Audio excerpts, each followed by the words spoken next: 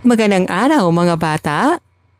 Para sa ating unang araw, wastong pagbati at pakikipag-usap. Pakinggan at awitin natin.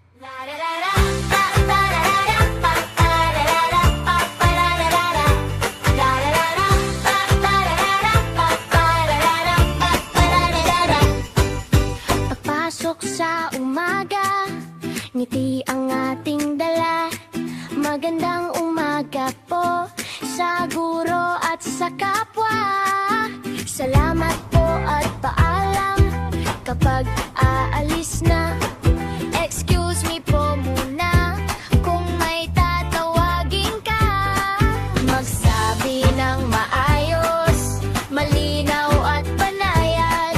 Kapag marunong bumati, mas gumagaan ang lagaw. Magandang umaga po, kamusta po kayo? Magandang umaga po, masaya ang mundo. Salamat po, pakiusap po, magandang usap. Magandang usap, para na kayo at ako.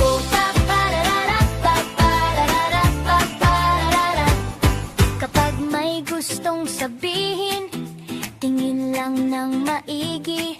Makinig muna anak, bago pa sumingit. Hindi nagsisigawan, kahit masaya tayo. Kwentuhan ng maganda, para sama-sama tayo. Magsabi ng maayos, malinaw at panayad. Kapag marunong bumati, mas gumagaan ang lahat. Magandang umaga po, kamusta po kayo?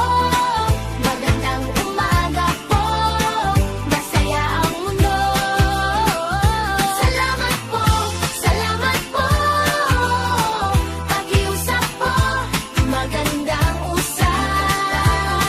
Magandang usap, para na kayo at ako.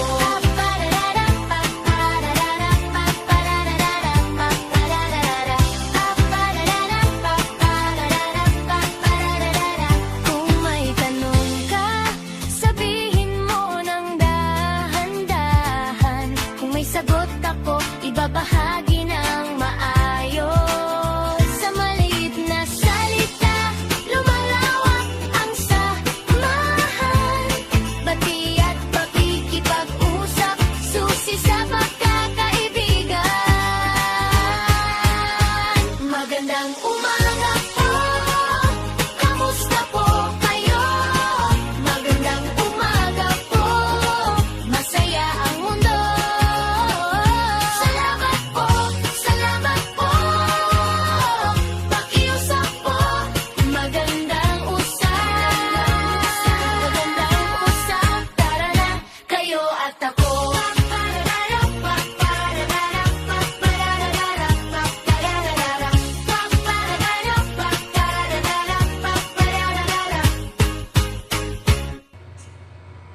Tungkol saan ang awiting ating napakinggan?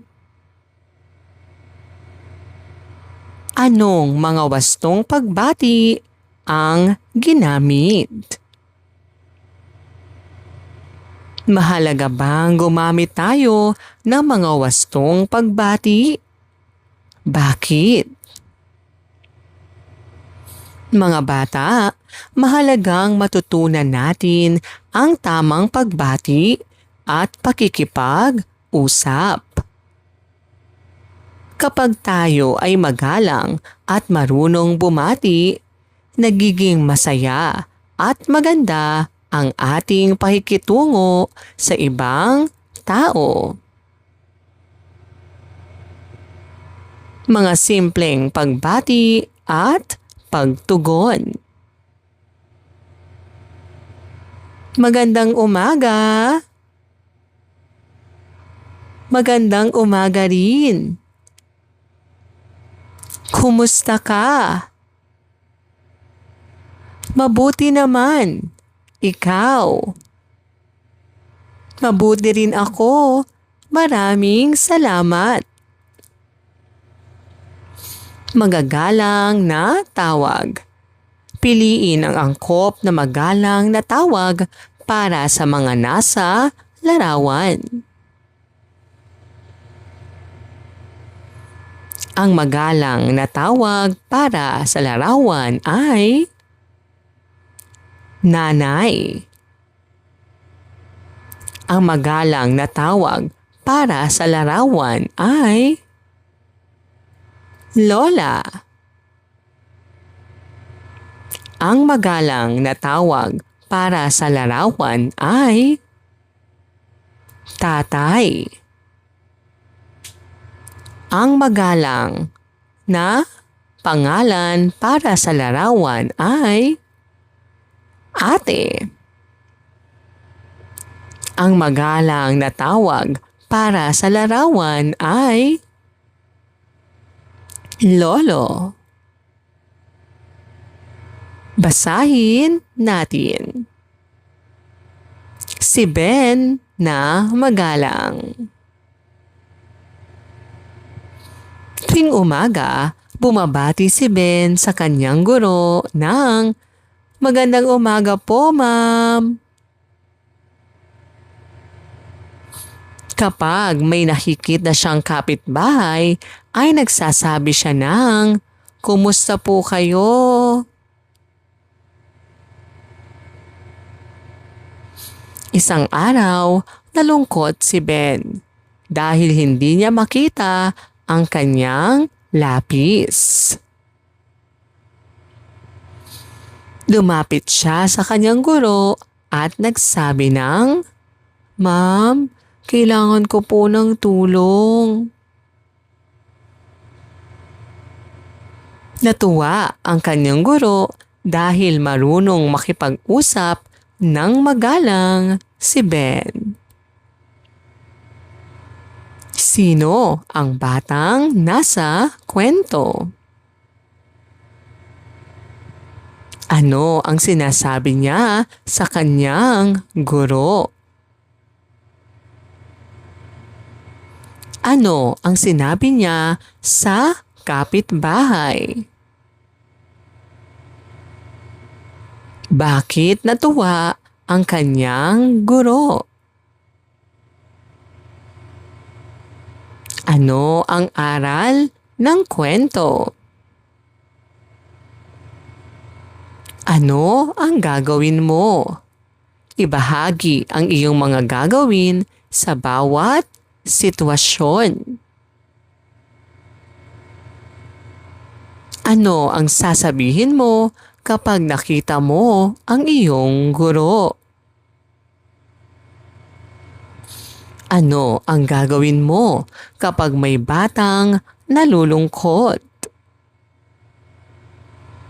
Paano ka hihingi ng tulong ng magalang?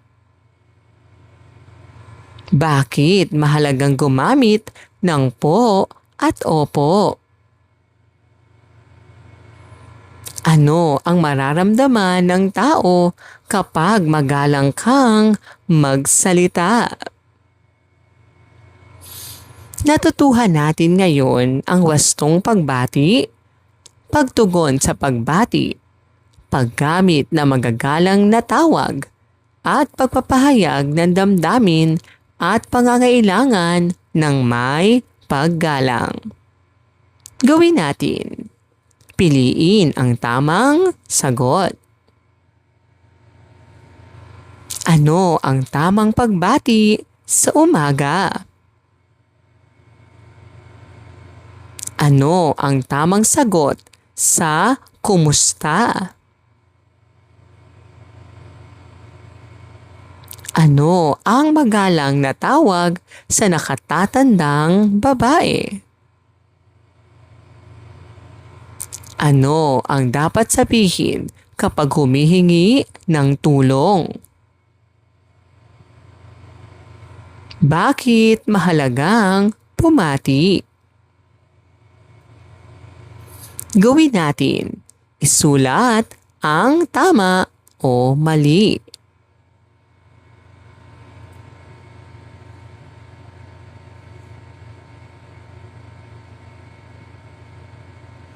Ikalawang araw, mga pangalan ng hayop. Anong hayop ako? Hulaan kung anong hayop ang nasa larawan. Ito ay isang pusa. Ito ay isang ibon. Ito ay isang kabayo. Ito ay isang pagong. Ito ay isang ahas. Ano-anong hayop ang nahulaan ninyo? May alaga ba kayong hayop? Ano ang paborito nyong hayop?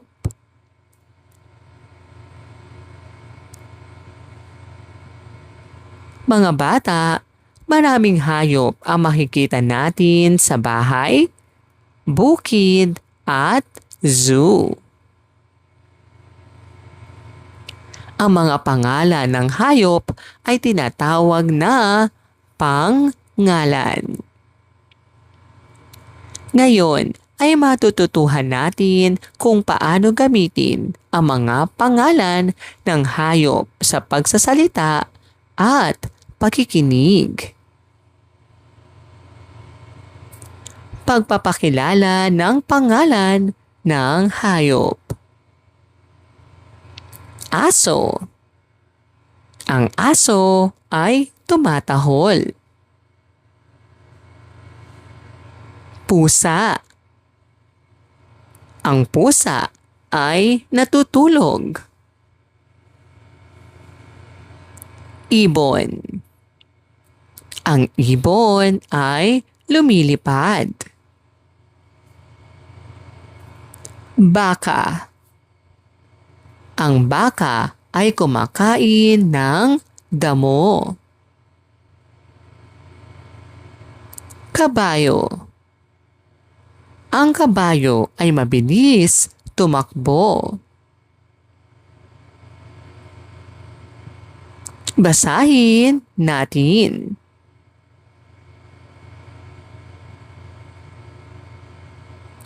Ang magkakaibigang hayop.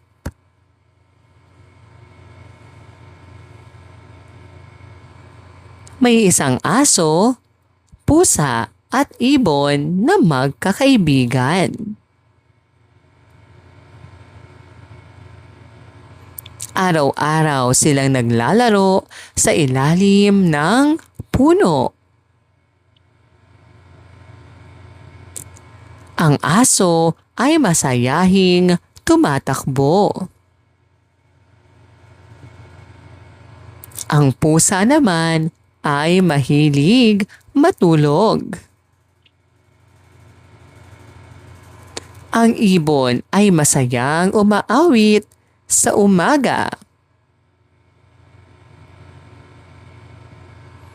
Masaya silang magkakaibigan at nagtutulungan araw-araw. Sino-sino ang magkakaibigan? Saan sila naglalaro? Ano ang ginagawa ng aso? Ano ang hilig ng pusa? Ano ang ginagawa ng ibon sa umaga? Alin ang hayop? Mag-thumbs up kung ang larawan ay isang hayop at thumbs down kung hindi.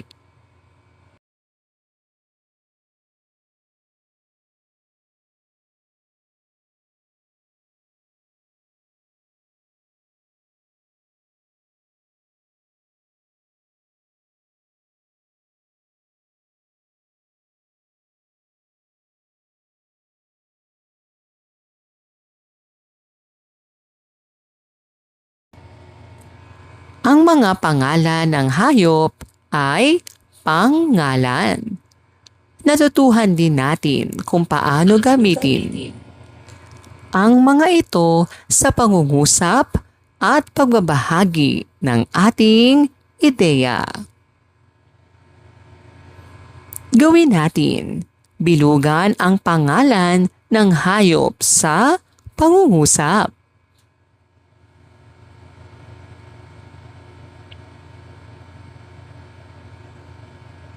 Gawin natin, gumuhit ng paborito mong hayop at ipaliwanag kung bakit mo ito gusto.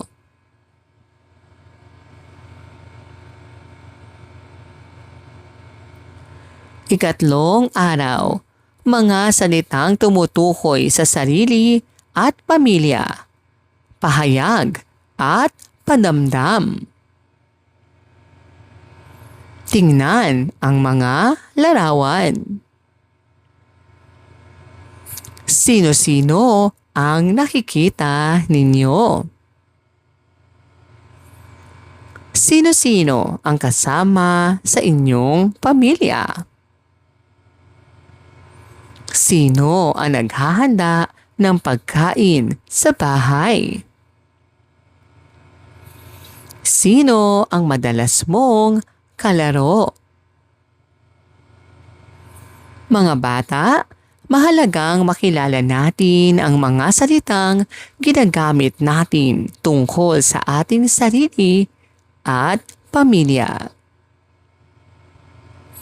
Matututuhan din natin ang pagkakaiba ng pahayag at padamdam sa paraan ng pagsasalita.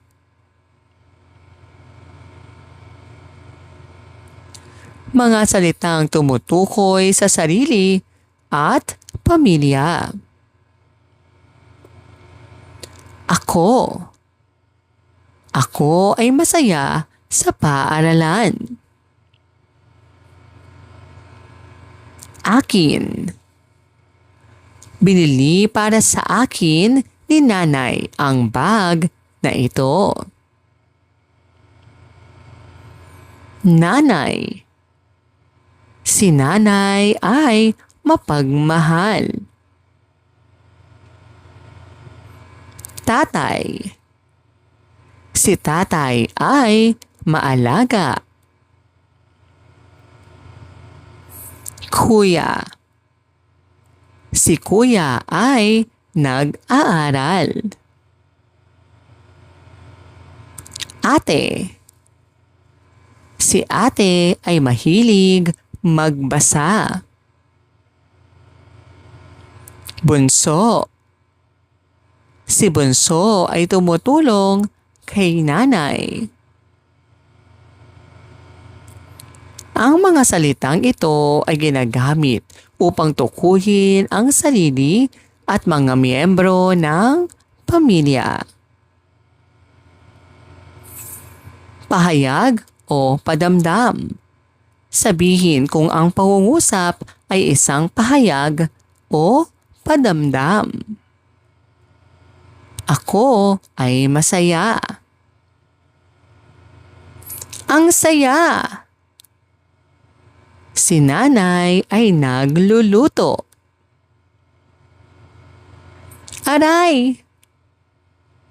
Yay! Ano ang napansin ninyo sa pahayag na pangungusap? Anong damdamin mayroon sa padamdam na pangungusap? Pahayag at padamdam. Pahayag, nagsasabi ng impormasyon at payak ang himig. Nagtatapos sa tuldok. Padamdam, nagpapakita ng matinding damdamin at malakas ang himig. Nagtatapos sa tandang padamdam. Basahin natin. Masayang pamilya. Ako si Mia. Kasama ko sa bahay sina nanay, tatay at kuya.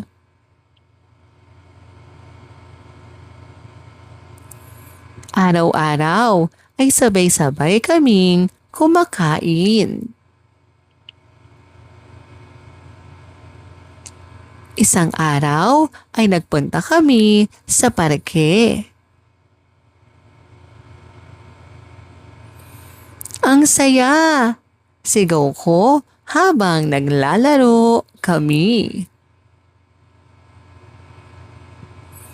Masaya akong kasama ang aking pamilya. Sino ang nagsasalaysay sa kwento? Sino-sino ang kasama niya sa bahay? Saan sila nagpunta? Ano ang sinabi ni Mia habang naglalaro? Masaya ba si Mia kasama ang kanyang pamilya? Natutuhan natin ang mga salitang tumutukoy sa sarili at pamilya. Natutuhan din natin ang pagkakaiba ng pahayag at padamdam at kung paano maiuugnay ang sariling karanasan sa kwento. Gawin natin. Piliin ang tamang sagot. Alin ang salitang tumutukoy sa sarili? Ano ang tawag sa pangungusap na nagpapakita ng damdamin? Alin ang halimbawa ng padamdam? Ano ang tawag sa ina? Alin ang pahayag? Gawin natin. Isulat ang P kung ang pangungusap ay isang pahayag at PD kung ito ay padamdam.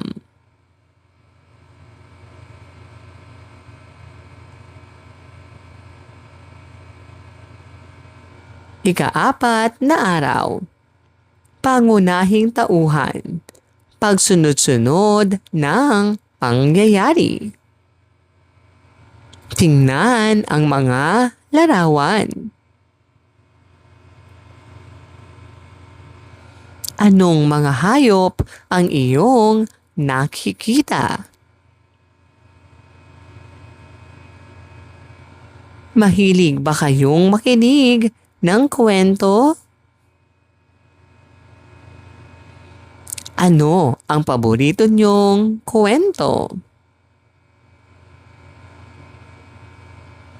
Sino ang madalas na tauhan sa pabula? Mga bata, ang mga pabula ay kwentong may mga hayop na gumaganap na parang tao.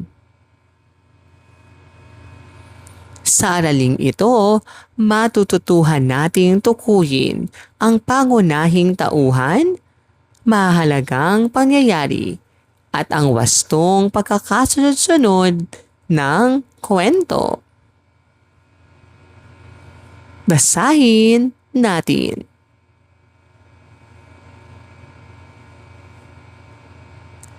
Ang kuneho at ang pagong. Mayabang ang kuneho dahil mabilis siyang tumakbo. Isang araw ay hinamon niya ng karera ang pagong. Habang tumatakbo ay naisip ng kuneho na magpahinga muna dahil mabagal naman ang pagong.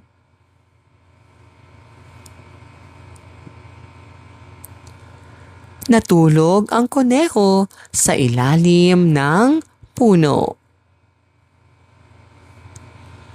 Patuloy namang naglakad ang pagong hanggang makarating sa dulo. Pagkagising ng kuneho ay huli na ang lahat dahil nanalo ang pagong. Sino ang mga pangunahing tauhan sa kwento? Ano ang ipinagawa ng kuneho sa pagong? Bakit natulog ang kuneho? Sino ang nanalo sa karera? Anong katangian ni kuneho at ni pagong? Ano ang aral ng kwento? Ipahayag mo. Sabihin ang iyong naiisip sa bawat sitwasyon. Ano ang nangyari sa kwento? Sino ang paborito mong tauhan? Bakit nanalo ang pagong? Ano ang ginawa ng kuneho? Ano ang natutuhan mo sa kwento? Pagsunod-sunurin mo. Gamit ang mga larawan, pagsunod-sunurin ang mga pangyayari sa kwento.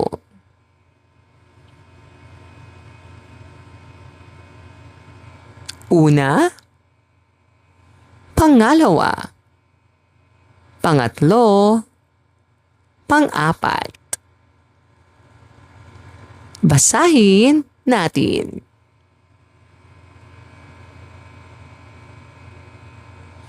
Ang leyon at ang daga.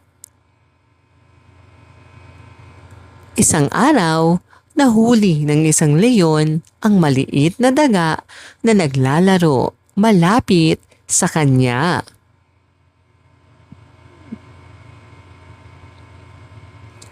Natakot ang daga at nakiusap. Pakawalan mo ko, leyon. Baka matulungan din kita balang araw.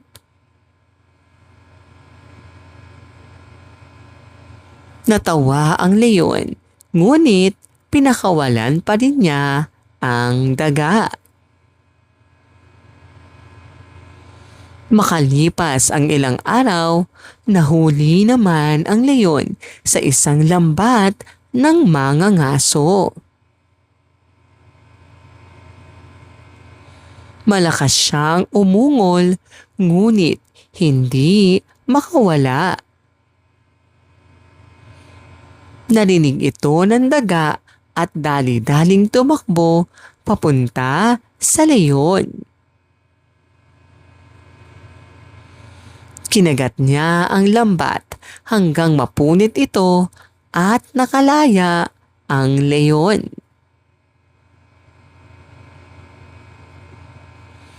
Nalaman ng leyon na kahit maliit ay maaaring makatulong sa iba. Sino ang mga tauhan sa kwento? Ano ang ginawa ng leyon sa daga? Bakit nakiusap ang daga sa leyon? Ano ang nangyari sa leyon matapos siyang mahuli ng lambat? Paano tinulungan ng daga ang leyon? Ano ang natutuhan ng leyon sa daga? Ano ang aral ng kwento? Natutuhan natin kung paano tukuyin ang pangunahing tauhan at mahalagang pangyayari sa kwento. Natutuhan din natin ang wastong pagkakasunod-sunod ng pangyayari at muling pagkukwento gamit ang sariling salita. Gawin natin. Lagyan ng bilang 1 hanggang 5 ang mga pangyayari upang maipakita ang tamang pagkakasunod-sunod ng kwento. Maraming salamat po sa inyong panonood at pakikinig. Hanggang sa muling pag-aaral ng asignaturang language. Paalam!